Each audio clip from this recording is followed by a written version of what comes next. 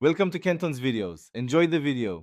In this video, I will explain how to study engineering math. First, focus on truly understanding the underlying principles, not just memorizing equations. Many students try to skip this step, but it's crucial for long-term retention and application. Next, consistent practice is key. Dedicate a specific amount of time each day to solving problems. Finally, be an active participant in your classes. Ask questions and engage with the material to solidify your comprehension.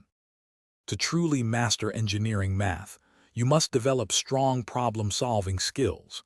Start by carefully working through example problems provided in your textbook or by your instructor, understanding each step. Then, challenge yourself by attempting new problems without looking at the solution right away. This builds critical thinking. When you make mistakes, don't just correct them. Analyze why you were wrong to pinpoint any conceptual misunderstandings. This iterative process is vital for improvement. Don't hesitate to leverage all available resources. Online platforms like Khan Academy offer excellent supplementary explanations and practice problems for various topics.